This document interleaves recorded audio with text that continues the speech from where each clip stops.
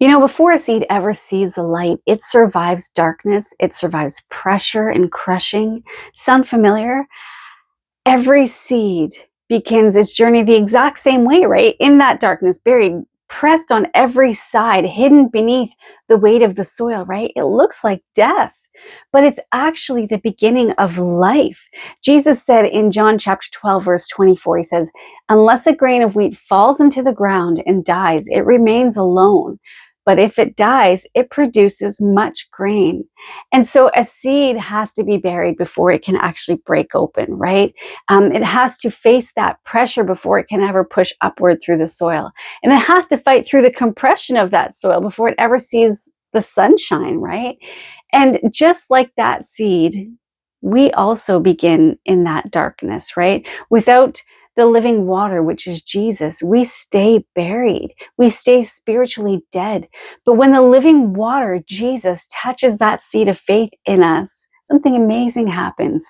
Life begins, roots form, strength grows in those unseen places, right? And what once looked like death becomes that birthplace of transformation, right? And Jesus said in John chapter 7, verse 38, "He who believes in me, out of his heart will flow rivers of living water."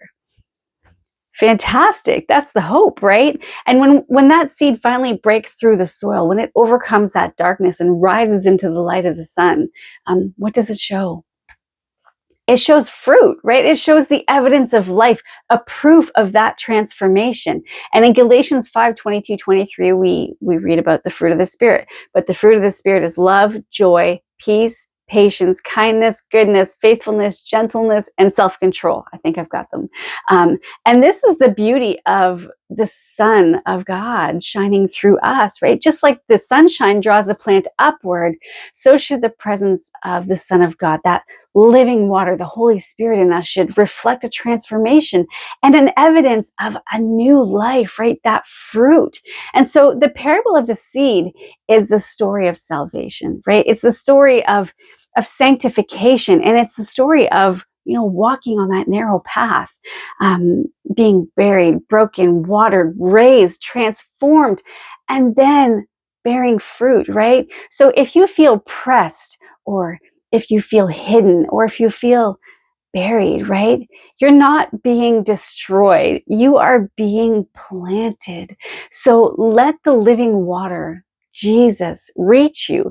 Let the sun draw you upward into holiness, and let the fruit of the Spirit reveal what God has been growing in those dark places, in those dark times, right? So here's a reflection question.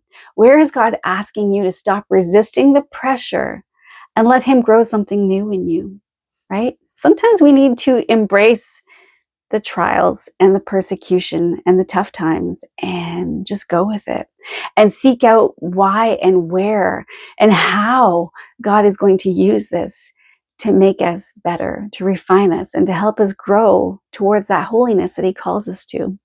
Something to ponder. Until next time, guys, God bless.